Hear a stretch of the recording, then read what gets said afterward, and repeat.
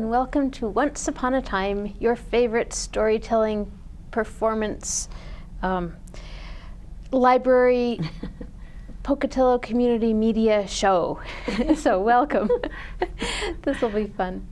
I'm Catherine Poulter, and I'm the children's librarian, and I am Becca Hayden. I am also a children's librarian at Marshall Library.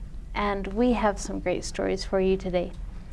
In March, we will have a visiting author. Kashmira Sheth will come from India. Actually, she lives now in Madison, Wisconsin, but she's from India, and she's going to come and tell us stories and all sorts of things. And we have some books by her, and I thought I would read some of them today. This one is Sona and the Wedding Game. It's by Kashmira Sheth, and the illustrations are by Yoshiko Yaegi. And it's so beautiful, and I think you'll really like this story. Here we go.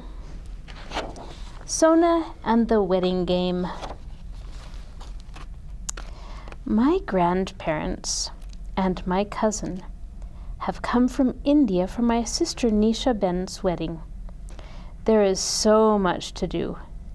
Even I have a job.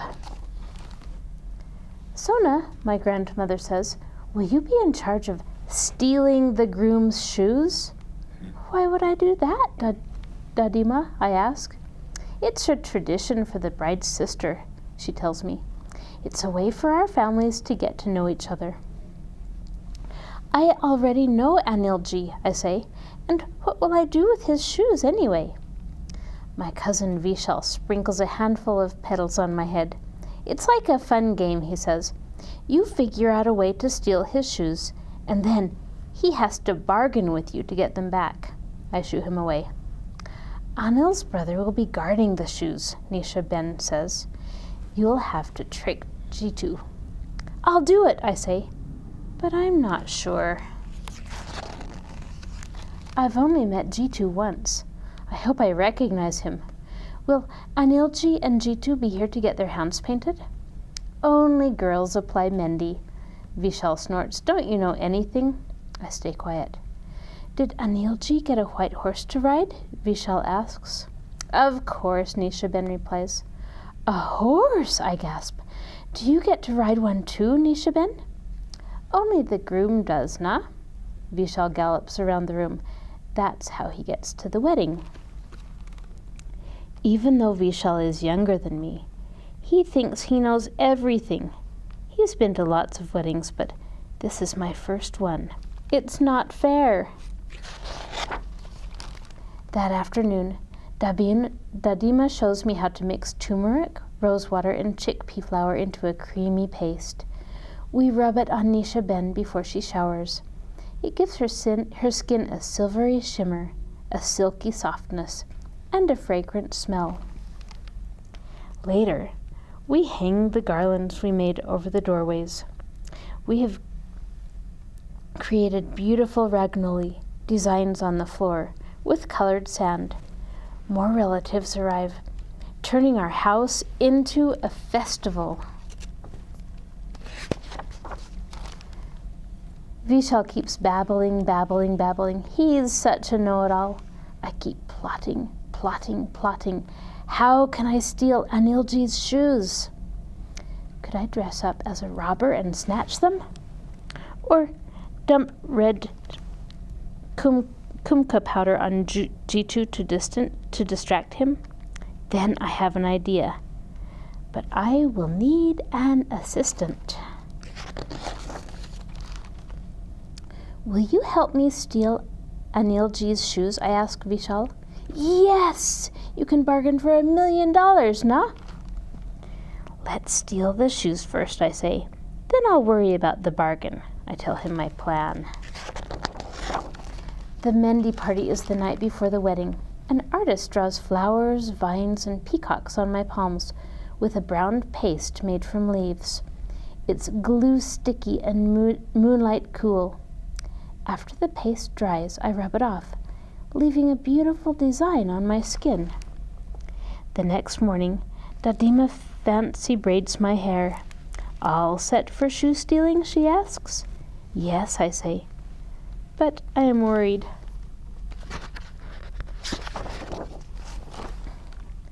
Finally, it is time for the wedding. Anilji arrives on a white horse, just like Vishal said. His family and friends dance around him. The silver threads of his turban shine like stars. The horse is handsome with large eyes and a calm face. He seems to smile at me. I want to throw my arms around him. Mom puts a tilak of kumkum on Anilji's forehead for good luck. Before Anilji enters the wedding mandap, he takes off his shoes and passes them to his brother. Jitu slips them into a bag, then sits in the front row just in front of me and next to Vishal. Perfect. He slides the shoe bag under his chair. Sona, don't even think about stealing the shoes, he says, as if he knows what I am planning. Why would I want Anilji's shoes? I tried to look confused. Nisha Ben is dazzling in her red gold sari. For a minute, I forget to breathe. The priest's voice is loud and soothing, but I don't understand what he's saying. The first thing they do is pray to Lord Ganesh, Vishal whispers. Then they invite the whole universe to the wedding. Are you sure? Yes. They invite rivers and mountains, planets and stars, sun and moon. You don't understand because it's all in Sanskrit. It's time. It feels like the thousands of flower petals are whirling in my stomach. I nudge Vishal. Do you want to wear my turban? He whispers to Jitu. It won't fit. It might, nah? Try it on. Vishal tries to put his turban on Jitu. My heart thumps as I slide the bag out from under Jitu's chair. I remove Anilji's shoes, hide them under my long skirt, and put my shoes into the bag instead. Vishal pushes the turban at Jitu, but it falls onto the aisle. Jitu reaches out to grab it, and his chair tips over with a clankety-clank. Everyone glares at him. I collapse back into my chair. No one noticed me. The priest ties Anilji's scarf to Nisha Ben's sari, and they circle the sacred fire several times. First, Nisha Ben leads, then Anilji. Now they make 7 promises, Vishal says. What kind? Jitu asks. I want to know too. To not fight, share everything, not keep secrets, be best friends, and love and stuff like that. Then they are married.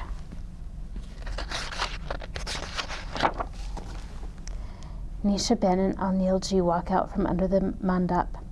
Dadima and Dadaji are the first to bless them. But then others follow. Jitu hands Anilji the bag. I kept your shoes safe. Anilji pulls out my shoes. These are a little too small for me. Everyone laughs. Maybe these will fit. I hold up Anilji's shoes. But how? Jitu sputters. When did you steal them?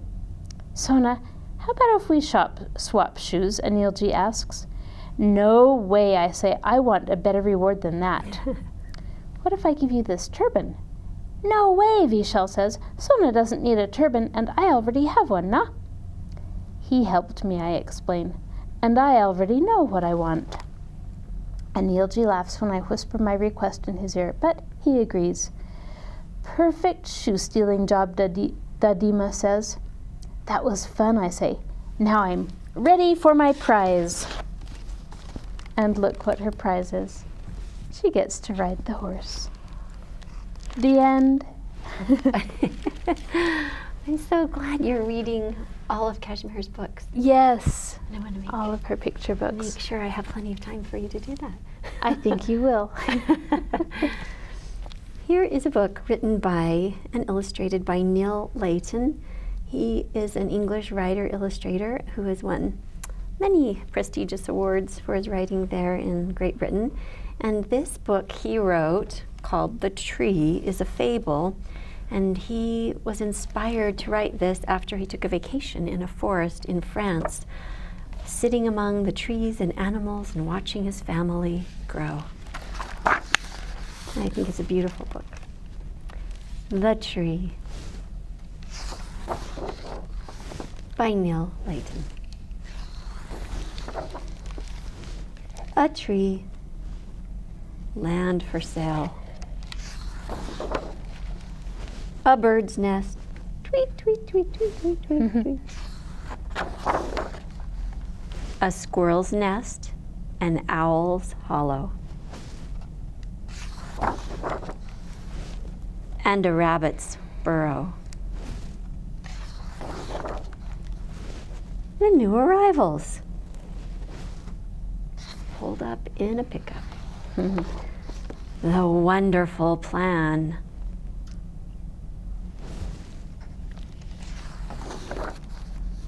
The hard work. Saw, saw, saw. And the terrible surprise. Woohoo, woohoo. The broken nest.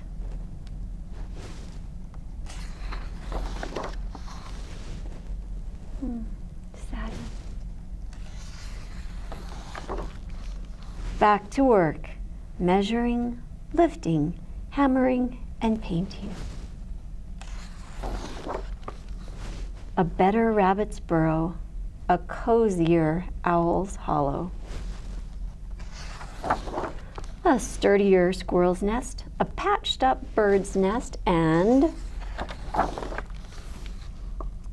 a happy home. The end. Oh, that's so sweet. All right, the next book I have by Kashmir Asheth is called My Dadima Wears a Sari. And look at all these beautiful patterns of saris.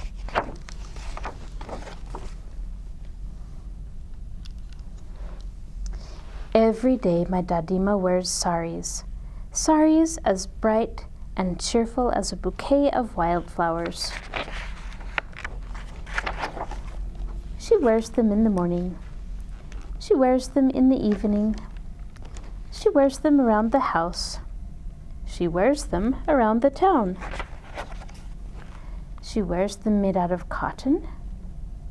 She wears them made out of silk. Sometimes she tucks the pala, the end of her sari, tightly, and sometimes she lets it dance in the breeze. Your saris are beautiful, Dadima, I say one day, but don't you get tired of wearing them? Never, Rupa, Dadima says. Don't you ever want to wear a gray skirt and a red blouse with round buttons like Mommy does? I ask, or a green dress like mine? I never do, Dadima says. What about pants with pockets and a shirt with a scarf around your neck? Don't you ever feel like wearing them, I say? Honestly, Dadima answers, I never thought about it. Why not, I want to know.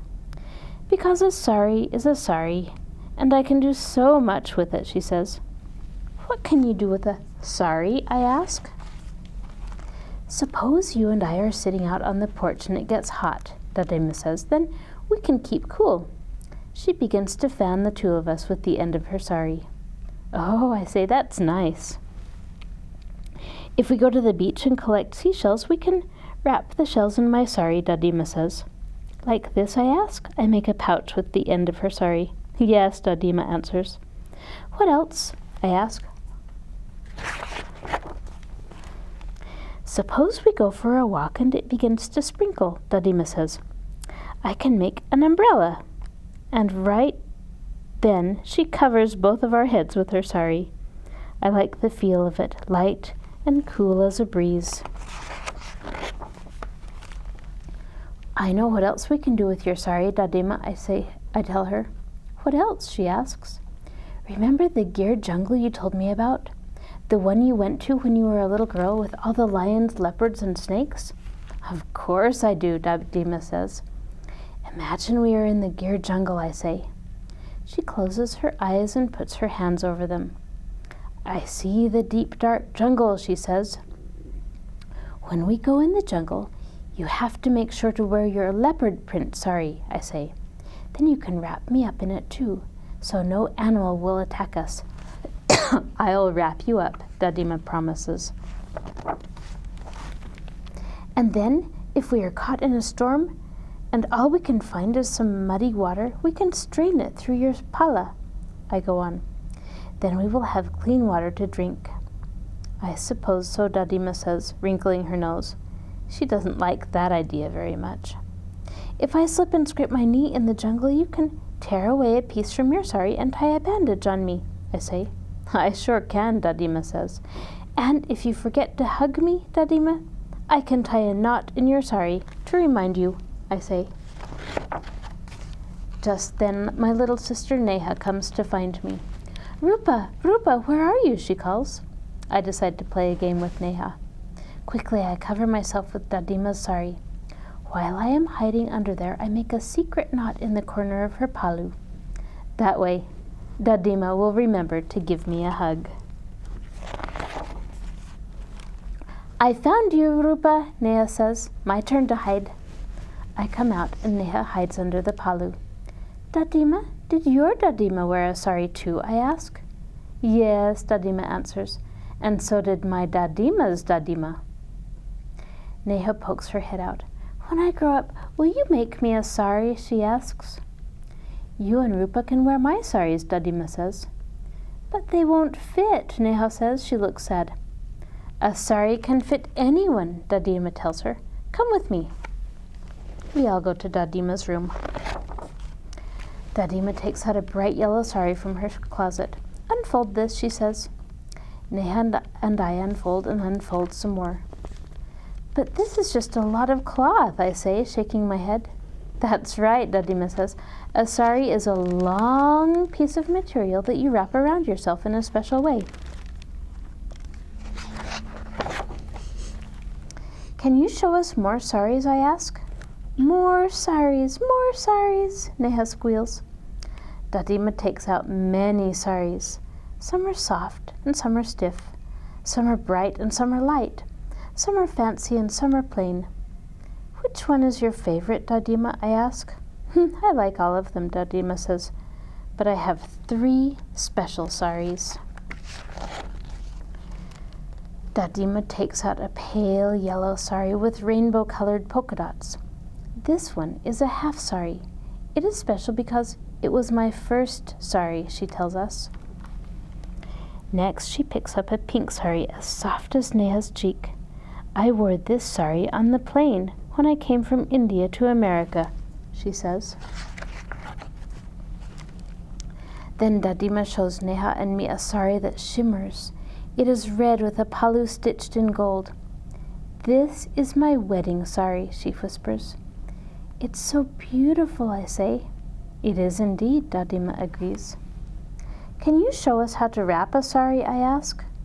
I want a sari, Neha says, tugging at Dadima's palu. Dadima pulls the sari with the polka dots on Neha and the soft pink one on me. My 2 favorite saris for my 2 granddaughters, Dadima says.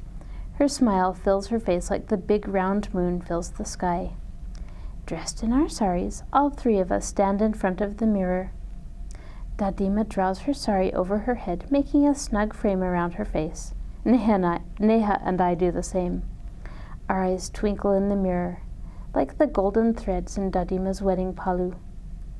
We look like you, Dadima, I say. Yes, she says, taking Neha and me in her arms.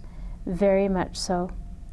I hug Dadima back, and then I untie the secret knot I made in her sari. The end.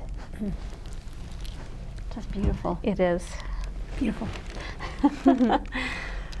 I chose a book, actually I've been saving it for a few weeks to read today. Very nice. And it's also about building and living spaces. And it's about the life of Frank Lloyd Wright and one of his most famous works. And at the beginning it says, by Frank Lloyd Wright, his quote, "No house should ever be on a hill or on anything. It should be of the hill, belonging to it. Hill and house should live together, each the happier for the other." And I think this is a beautiful book. Flowing fast and cold, tumbling over dark rocks between rugged hills, rushes a stream called Bear Run. In the office of his Pittsburgh department store, Edgar Kaufman thinks of building a new house. Factory smoke whirls outside his window. Streetcars' noisy clangs fill the air. He writes a letter. Dear Mr. Wright, I have a project in mind for you. Please come for a visit. Welcome to Pittsburgh, Mr. Kaufman says. But let's hurry to Bear Run. I really want you to see. Wright hears the thunder of a waterfall and sees rocks stepping up a hillside. He sees water rushing over ledges and into pools below. Campfires have been built on that big rock for hundreds of years, Kaufman says. And Wright sees that firelit rock as the heart of a house. For a long time, Frank Lloyd Wright has dreamed of building a house by a waterfall. Now he will have his chance. A week later, he writes to Kaufman for maps showing every rock and tree and says, visit to the waterfall in the woods stays with me, and a dwelling for you has taken shape in my mind. In the spring and summer, Wright comes to Bear Run to look again and again at the land and how the water falls. The slopes are steep. He will have to build up. He imagines a tower. From it and the rocky cliff, the house must grow.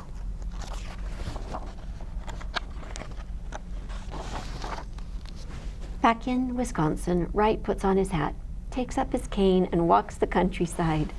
But he is not seeing Wisconsin. He is seeing the falling waters of Bear Run. In dreaming this house, he will use everything he has ever seen: stone walls from Wisconsin, sand and adobe from the Southwest, towers and trellises from Italy, art prints from Japan. And he wants to hear the waterfall in every room of the house and to see sunlight fill every space. In his workroom, Wright studies the maps, notes the stream, the falls, each rock and tree, but he does not put pencil to paper, not yet. Instead, he dreams. It has been 9 months since Wright saw Bear Run. Mr. Kaufman calls. He is in Wisconsin, coming to visit. He wants to see the plans. He will arrive in 2 hours. He is coming to see his new house. Wright's assistants worry. There are no plans, and plans take months. But Wright is ready. His dreams have made him ready. He sees every boulder, tree, and waterfall. He sees the house that will live among them. His assistants are ready too. Big sheets of paper ready. Then, pencils flash. Wright talks softly to himself. Erase, erase. Paper crumples, flies. Pencils break, resharpen. Lines cross, crisscross, connect. Shapes appear. A house like no other. Magic. A house like no other, where sun can shine, where balconies fly, where falling water is heard from every room. Wright finishes with a flourish. Mr. Kaufman knocks at the door. Our house on the waterfall. Yes. Kaufman orders the quarry opened, and within months, men with crowbars and mallets begin to dig and haul sandstone for this house like no other. Pry and dig and lift, stone upon stone upon stone. Choose and fit and stack, stone upon stone. Workmen load rocks onto carts, others trim stones, chip them for walls growing higher, walls like the hill's own stony ledges. Sand, cement, gravel, mix, mix, pour. Now concrete wings and long flat roofs step up the hillside. In the thundering water, scaffolding spreads its spindly legs. Like branches extending from a tree, the house stretches out over the falls. Get to turn the book. Rock, concrete, glass, stone tower, 3 stories tall. Metal, the red of an old Indian pot. The scaffolding is knocked away, and the dream flies free, soars over the water. Never has there been such a house.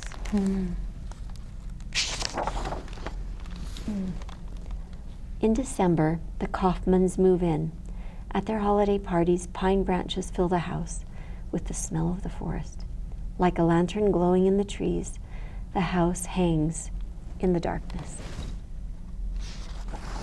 Wright visits in the spring. In the early morning before anyone is awake, he explores the house he has named Falling Water. He sees the living room just as he dreamed it, dark and low as a bear cave.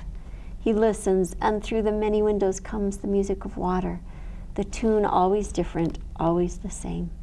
The trees, the stream, the waterfalls, all still there, and this house looking like it grew right out of the rocks, belonging. The flagstone floor, the wet rocks in a stream, the large boulder jutting beside the fireplace, the heart of the house, just as he imagined on this, his very first visit. Out on a terrace, the moist air swirls around him. He leans over as far as he dares, dreams. And the house that flew still flies over waters and under skies. And somewhere someone dreams, so can I, so can I. And this beautiful book was written by Mark Marshman and Anna Egan Smucker, and art by Liyuan Pham. Wow. I love this book. That is very beautiful. Well, the next book was not written by Kashmira Sheth. It was written by Erica Silverman, and the pictures are by Susan Gaber. I chose this book because at the end of February is the Jewish holiday of Purim, and this is what this book is about. It's called Raisel's Riddle, and I really like this story. I think you will too. Raisel's Riddle.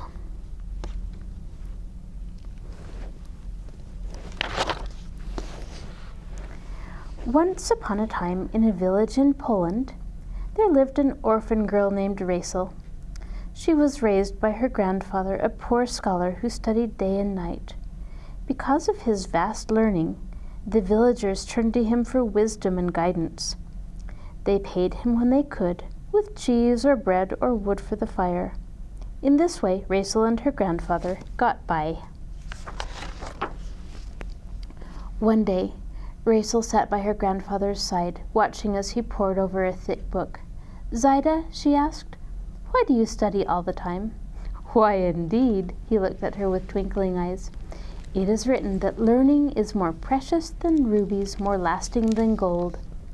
Rubies may be lost and gold stolen, but that which you learn is yours forever." "Zaida," said Raisel, "I want to study too." Raisel's grandfather began to teach her. Every day they read and recited from the ancient texts, often late into the night. Then came a harsh winter. Raisel's grandfather fell ill. On a bitter cold night, as she sat reading to him, he breathed his last breath. The villagers visited Raisel with words of comfort. They brought what little food they could spare. But Raisel did not want to become a burden to them. As the snow began to melt, she set out to seek work. Wearing a tattered shawl, she followed a dirt path through forest and field, until at last she reached the gates of the city. She made her way through crooked, narrow streets. She stopped at every house to ask for work. Again and again, she was turned away. Beyond the synagogue, Raisel entered a courtyard and knocked on a door. A woman in an apron opened it. "The poorhouse is down the street," the woman said gruffly. "I am seeking work," Raisel explained. "I can cook and clean." The woman turned up her nose. "This is the fine home of a most distinguished rabbi. I am his cook, the best in all of Poland, and I manage the household too." At that moment the rabbi came to the door. "Please," Raisel begged, "I am strong and capable. For a place to sleep and some bread, I will work very hard." The rabbi turned to the cook. "Surely you could use some help." Scowling, the cook led Raisel to the kitchen. "You might be capable, my girl, but that doesn't mean you can push your way into my house and steal my job." She pointed to a large washtub. "Fill it to the top, and be quick."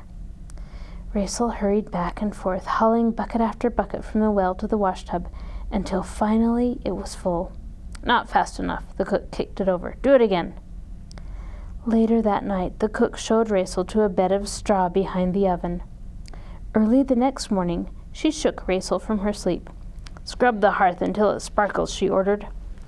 And so the days passed. From sun-up to sundown, Rachel held her tongue, hid her tears, and did as she was told.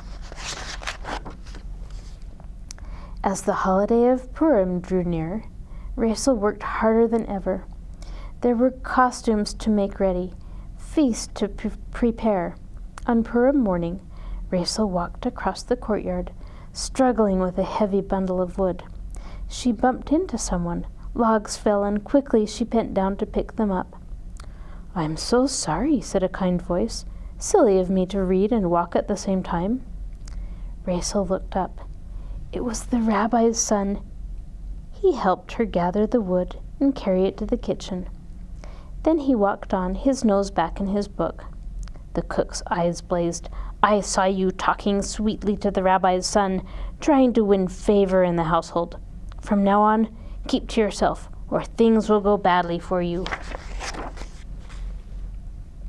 That afternoon, guests dressed in their Purim costumes sat down to a fine feast of beet soup, roast duck, potato pancakes, and noodle pudding.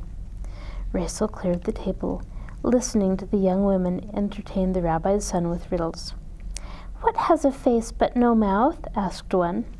"A clock," said the rabbi's son. "I have a good riddle," said another. Rachel lingered, wanting to hear more. The rabbi's son saw her. "Do you have a riddle too?" he smiled. The cook pushed Rachel into the kitchen. "If you cannot stay out of sight," she warned, "I will lock you in the pantry." After dinner, the rabbi and his guests climbed into the horse-drawn wagons and rode off to the Purim play. Rachel sighed. "I wish I could go too." "In your costume of rags?" the cook laughed. "Take your dinner from what is left over, then get to work." She pointed at the piles and plates and pots and pans waiting to be washed. Rachel carried her meager meal outside and sat by the well. An old beggar woman hobbled toward her. "I can see that you are hungry," Rachel said. She offered the woman her own plate of food. The old woman ate. Then she reached for Rachel's hands. "Because of your kind heart, I grant you 3 wishes." She leaned closer. "But know this, magic does not last past midnight." Magic? Was it possible? Could she go to the Purim play? Rachel shut her eyes. I wish for a Purim costume." Suddenly she felt different. Opening her eyes, she gasped, "I am dressed as Queen Esther." She twirled around again and again. Then she shut her eyes. "I wish for a horse-drawn wagon." A wagon stood waiting. Trembling with excitement, she climbed in. Rachel entered the hall. Everyone's eyes turned toward her. "What a beautiful costume," whispered one person. "I wonder who she is," whispered another. After the Purim play, a klezmer band made music. The rabbi's son came up to Rachel and introduced himself. "Forgive my boldness," he said, "but in that costume you are the loveliest Queen Esther here. It's a pity there are no prizes tonight." Rachel blushed. "It's only a costume, as it is written. Look not at the flask, but at what it contains." The rabbi's son stared in surprise. "How is it that you know words from the Talmud?" Rachel's eyes grew moist. "My Zayda, blessed be his memory, was a devout scholar." "Have I heard of him?" asked the rabbi's son. "It is not likely," replied Rachel. "He lived in a small village far from here." "And where do you live?" Rachel was silent. He did not realize that she was the rag girl in his own kitchen. Quickly, she changed the subject. "May I tell you a riddle?" Before he could reply, she made one up. "What's more precious than rubies, more lasting than gold? What can never be traded, stolen, or sold? What comes with a great effort and takes time, but then, once yours, will serve you again and again." All at once, a clock began to chime midnight. Bong! Bong! "I must go!" Rachel raced across the hall. "Wait!" called the rabbi's son. Bong, bong. She ran through the doors. Bong. She climbed into the wagon. Bong. She grabbed the reins. The horse took off. Bong, bong. The wagon clattered down the cobblestone streets. Bong, bong. At last it stopped at the rabbi's house. Rachel hurried to the kitchen. Bong. Oh no, the dishes. She closed her eyes. I wish the kitchen spotless. Bong. The kitchen was clean, and Rachel was back in her old rags. Sadly, she curled up on her bed of straw. She hardly slept, thinking of her conversation with the rabbi's son.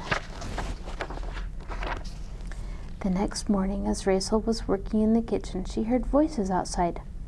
Are we having company? She asked the cook. We, indeed. I warned you to keep to yourself. The cook pushed Rachel into the pantry and barred the door. It was dark, but for one ray of light.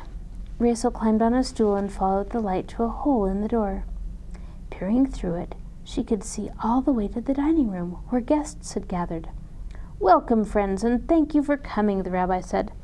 Last night, a girl told my son a riddle that showed rare intelligence. This is the girl my son wants to marry. She must be found. I told him a wonderful riddle, said a woman in a fancy hat. Come hear my rhyme. Now what is that? Over my head, but under my hat. The rabbi's son shook his head. The answer is hair, he said, but that is not the riddle. More young women came forward. The rabbi's son listened to the one riddle after another. Finally he sighed. These riddles are common. The one I seek spoke of something precious and lasting. Rachel's heart fluttered. Could it be hers? She banged on the door with all her might. The rabbi's son hurried into the kitchen. What was that noise? The cook shrugged. Just the rag girl. She's cleaning the pantry. My name is Rachel. I too told you a riddle, called Rachel through the door. The cook scoffed. She was here all night, washing dishes. I would hear her riddle, said the rabbi's son. He unbarred the door. Rachel stepped forward. What's more precious than rubies, more lasting than gold? What can never be traded, stolen, or sold? That's it, cried the rabbi. He completed the riddle. What comes with great effort and takes time, but then, once yours, will serve you again and again. He took her hand. Will you marry me? Only if you can answer my riddle, replied Rachel. He smiled. The answer is learning. Yes, said Rachel, yes. And so Rachel and the rabbi's son were married. They lived and learned happily ever after. The end. Love that story. I do too. Thank you. Mm-hmm. Here's a new book. It's titled The Branch. And it's written by Mirelle Meissner and illustrated by Pierre Pratt.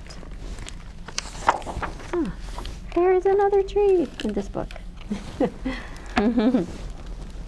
It's past my bedtime, but I can't sleep. Maybe it's because I'm too excited about the holidays. Maybe it's because of the sound of the icy rain hitting my window. Tick, tick, tick. When I finally doze off, I dream that I'm wearing a crown of icicles. My tree is my castle. My branch is my throne. I am queen of the storm. Creak, crack, crash, thud. My eyes snap open. What's that noise? I throw back my covers and rush to the window. Everything is covered in ice. It looks like the entire neighborhood has been wrapped in a heavy blanket of diamonds. It's beautiful, but a little scary too. Mom stands next to me at the window. My breath makes a cloud on the glass. We're lucky the whole thing didn't come down, she says. What came down, I ask. That's when I see it. At the foot of my tree lies a big broken branch. I rush down the stairs and out the door. That was the branch I sat on, jumped from, played under. It was my castle, my spy base, my ship. I try to pick up my branch, but it's too heavy. I run my fingers along the bumpy ice. Can we fix it? I'm afraid not, says Mom. Can I keep it? It's just a branch. It's not just a branch to me. I played on this branch all the time. Mom touches the splintery part on the trunk where the branch used to be. All right, you can keep it for a little while, but I want to keep it forever. We'll see, says Mom, squeezing my hand. I know that squeeze. It means probably not. As I look around, I see more broken branches in the yards, in the street, stuck upside down in the big trees. I watch my neighbors digging and scraping. They gather broken branches and carry them to the curb, making big heaps like beaver dams in the city. Workers in shiny coats are clearing the road. They climb ladders, fix wires, wrap yellow tape around the trees, and put orange cones on the sidewalk. Everybody is so busy. I wish I could climb my tree to watch them, but I can't. My next-door neighbor, Mr. Frank, is out with his chainsaw. The buzzing makes my ears ache, but I won't go back inside. I block my ears and guard my branch. I want to make sure nobody comes to take it away or chop it up. Finally, Mr. Frank stops sawing when he catches sight of me over the fence. Why the long face? My favorite branch broke. Oh, I see. So what are you going to do with it? I shrug. It's just a branch. Just a branch? But it was your favorite, right? I nod. That's what I thought. That branch is full of potential. What's potential? It means it's worth keeping. Mr. Frank hands me a small piece of wood. What do you see? A piece of wood? Sure, but what could it become? Mom comes over carrying mugs of hot chocolate. Hi, Frank. I see part of your tree came down too. Yep, that was quite a storm we had. We're guessing what's hiding inside the wood, I tell Mom. Mr. Frank chuckles at Mom's puzzled look. I build things from salvaged wood, says Mr. Frank. With some imagination, each broken piece can become something great. I look at my favorite branch. It has potential. I concentrate, I squint, and then I have an idea. I know what my branch can become. I knew you would, says Mr. Frank. What is it, asks Mom. Is it a walking stick? A coat rack? A birdhouse? No, it's even better, I say. I cut my hand and whisper into Mr. Frank's ear. Oh, good idea. But I don't know how to make it. I can help, says Mr. Frank. I have the tools and I have the time. All you need is elbow grease. Mr. Frank's workshop smells sweet like Sunday breakfast. We work together on weekends and sometimes after school. He shows me how to use the tools to make my branch into something new. We draw plans, we measure, we saw some more, we dry the wood, and then we wait and wait and wait. We plane, we make holes, we sand, then we varnish. 3 coats to make it last a long, long time. It wasn't just a branch, it was my branch. The one I sat on, jumped from, played under. It was my castle, my spy base, my ship. And it still is. Oh, that's sweet. The end. That is very nice. All right, I have another book by Kashmira Sheth. Oh, good.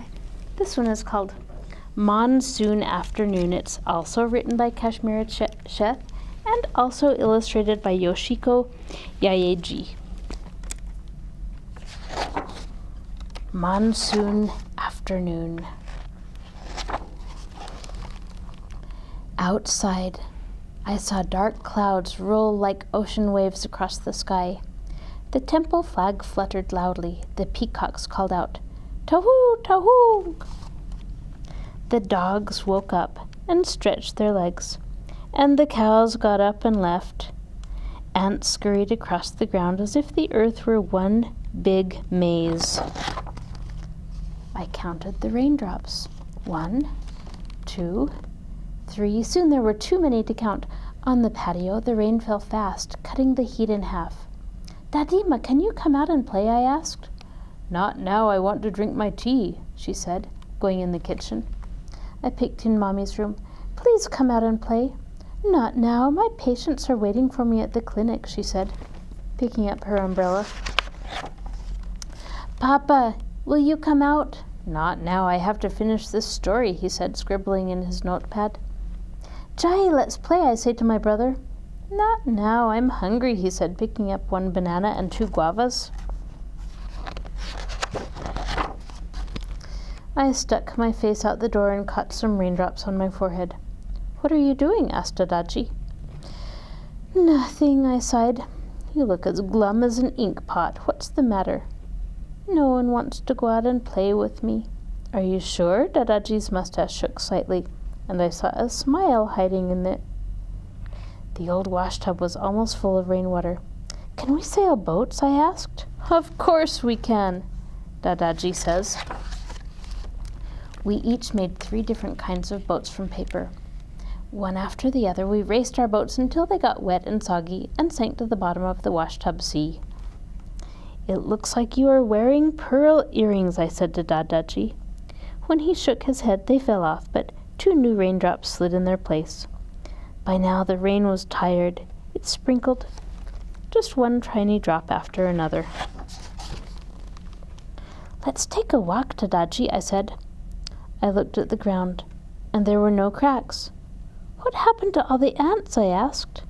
They are all safe and snug in their homes, Dadaji replied. We stopped to watch a peacock dancing. When we drew closer, it silently spread its beautiful tail feathers. Wow. Look how shiny the leaves of the banyan tree are now, I said, picking up a wet fallen leaf. They are, Dadaji said, smiling. Do you want to swing? He lifted me up. I grabbed the roots of the banyan tree and swung back and forth. Then he lifted me onto his shoulders. Dadaji, did you ever swing on this banyan tree? Oh, yes, very often, he said. I tried to imagine Dadaji swinging on the banyan tree. I tried to imagine him as small as me, sitting on his Dadaji's shoulders.